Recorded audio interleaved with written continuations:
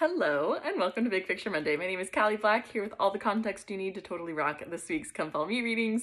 This week we are studying the book of John. We've missed it so much and we get 4 amazing chapters this week. So John chapters 7 through 10. You are going to love it. Like, I have so much excitement. We know that John tells a lot of different stories than we get in the other books, right? Matthew, Mark, and Luke are known as the synoptic gospels. They tell a lot of the same stories, just with like little different points of view here and there.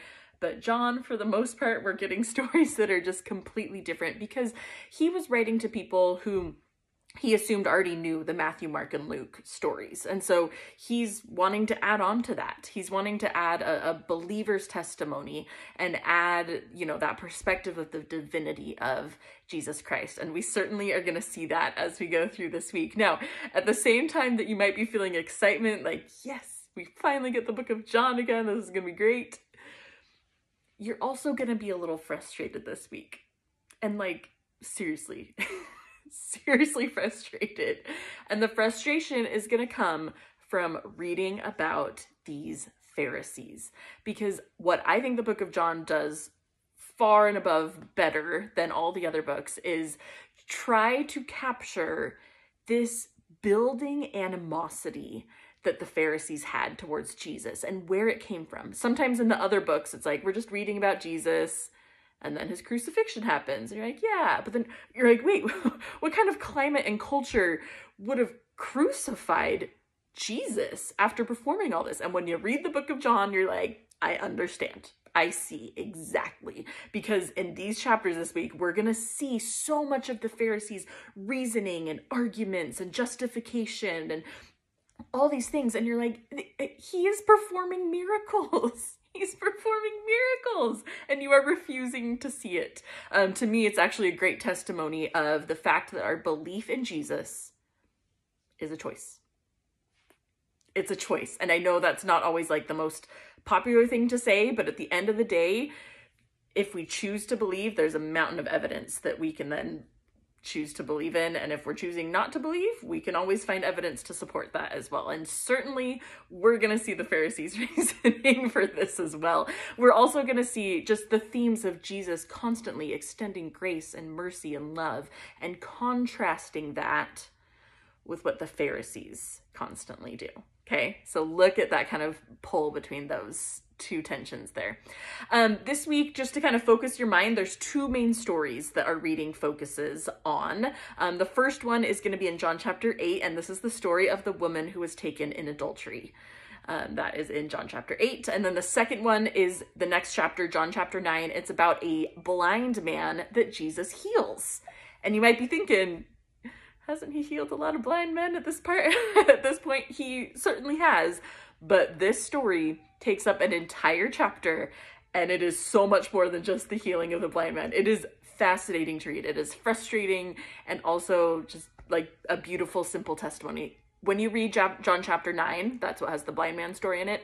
I recommend reading it all in one go, because literally from beginning to end, it tells this entire story. And if you stop, it gets a little bit choppy. So I would recommend reading John chapter 9 all in one go to kind of see the dynamics play out, because it is fascinating. Okay, so since John 8 and 9 are kind of our story focuses, just gonna give you a heads up, John chapter 7 and John chapter 10 are a little doctrine heavy. There's a lot of teaching. It's a lot of Jesus teaching and Pharisees and conversations and stuff like that. So just heads up for that. It's of course always a little easier to focus our brains on stories. We love having stories. In fact, I think that's why the scriptures are so effective, is it's not just lists of doctrinal points, right? Like, it's stories that also teach the doctrine. That's why we aren't just reading the gospel handbook for fun, right? We're reading stories about these applications and what these actually look like. So John 8 and 9, those are going to draw our attention. John 7 and 10, where there's a lot more teachings, sometimes it feels just a little more difficult to focus on. I don't think any of us are like, I don't want to read doctrine. Like, of course we want to, or at least we want to, right? So just a few tips from when I'm reading chapters like John 7 and 10 that are pretty doctrinal heavy, or I can just feel my brain start to wander a little bit. One of my favorite tips is try reading out loud. I did this with my 6th graders all the time. It boosts comprehension. There's a reason why in kindergarten you have kids reading out loud before we learn how to read in our brain. That slows our brain down and it helps us to connect with what we're actually saying. So open up your personal scriptures and just mumble to yourself in the corner or whatever. It can be mumble reading. You don't have to like proclaim it, or you can. That's cool too. But just reading it out loud helps. Another thing that helps is keeping track of who is speaking. Obviously, Jesus is speaking for a lot of these, but sometimes it is back and forth with the Pharisees. And if your brain just goes into autopilot, sometimes you're like, wait, I don't even know who's saying this. But if you can kind of keep it, like figure out where the quotation marks would be, that helps kind of picture what's going on. Another thing that helps is looking at the footnotes. A lot of times you'll be reading something, you're like, what is he talking about? And then you look at the footnotes and it's like, resurrection. And you're like, oh, okay, yeah, that makes sense. That is about the resurrection. So sometimes the footnotes can do a great job at just like cluing you in to what you should be thinking about. If you're on your Gospel Library app, remember, just click any word that's hyperlinked and that little sidebar will pop up that will show you if anything is connected as a footnote. And lastly, of course, just do your best. Like understanding 2 verses of it is better than none. So do your best. Okay, one more person I want to remind you of, and that is Nicodemus. Remember Nicodemus? He's only in the book of John, so we haven't read about him for a while because we haven't been in the book of John for a while. But he was the person who came to Jesus in the middle of the night, and Jesus taught him that we have to be born of water and of the Spirit. And Nicodemus is a Pharisee. We never really saw the conclusion to that conversation that Jesus had with Nicodemus. Well, in one of the chapters this week, we get a small little glimpse of Nicodemus. We see his name. He is a Pharisee. He's in the Sanhedrin. He's in the ruling group of the Jews. He is clearly very powerful, probably super wealthy as well. And we're going to see in a small little way, look for it, how Nicodemus stands up for Jesus. Now, we will get one more glimpse of Jesus in, we'll get a lot more glimpse of Jesus, one more glimpse of Nicodemus in a few more chapters, so look out for that. But this is just the second little tiny, you blink and you'll miss it, but look for it. Look and see what you can kind of infer about Nicodemus's character growth from just the one little verse we get about him this week. Okay, let's talk more about the chapters this week. So let's start with John chapter 7. First of all, John chapter 7 starts with a festival. It's called the Feast of the Tabernacles. This feast was like the ending feast of the season of feasts, right? Clearly these Jews had a lot of festivals that they had, and this was the last one. It was considered to be the happiest, the most jubilant feast. And Jesus wanted to attend this feast, but he knew that the Pharisees were starting to get after him. In fact, we can read that his brothers didn't even believe in him, and so he decided to kind of go in disguise. He didn't want to bring attention to himself, so he still wanted to attend this festival, and he does it under disguise. But while he's there, then he starts teaching. It's not clear exactly if or when he reveals who he actually is, but he starts to teach about his divinity, the Father's divinity, his relationship to the Father, and this starts to get a lot of the Pharisees very angry. So this is where we get a lot of doctrine. Jesus is just teaching for a long time about some of his own things and the other things, like some of his own qualities and his relationship with the Father. And Pharisees are getting really upset and thinking like, we need to get rid of Jesus. And that is at the very end, you'll see the little glimpse of what Nicodemus does. Okay, so chapter 8, we now start with the story of the woman taken in adultery. Now, it starts with the scribes and the Pharisees bringing this woman to Jesus as a test. The whole thing's a test. I mean, it's real. This woman was actually taken in adultery, but they brought her to Jesus on purpose to test him and to see what he would do. So they're all ready to stone her to death. That is actually what the law of Moses says. If you look in the books of Moses, we can see in Exodus, I think, or Leviticus, it has, if someone is taken in adultery, they should be put to death. And so we have all the Pharisees and scribes with their stones ready to throw them at this woman who was taken in adultery. We have the very famous account of Jesus turning towards these individuals and saying, if any of you are without sin, you can cast the first stone. And immediately their consciences start to kind of convict them, and they turn away so that there's no one left. And Jesus turns to the woman and tells her to sin no more, and that she can go forth and be free. It's an interesting story to see the contrast between how Jesus and the Pharisees and scribes treat this individual, right? This woman. And then we get some more teaching of Jesus. The Pharisees are questioning Jesus, like, who are you? Are you possessed by a devil? Are you divine? Like, what is this? And Jesus is teaching, and he starts to proclaim that he is the Messiah. And then in one of the most dramatic reveals up to this point, he is then teaching them that before Abraham was, I was. He's declaring that he was the Jehovah of the Old Testament.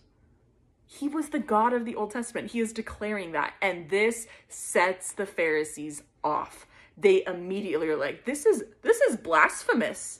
We need to get rid of this guy. They get their stones. They are ready to stone Jesus to death for his outright blasphemy, for saying that he is the God of the Old Testament and the Messiah from that point forward. But Jesus is able to escape. He escapes and he runs away.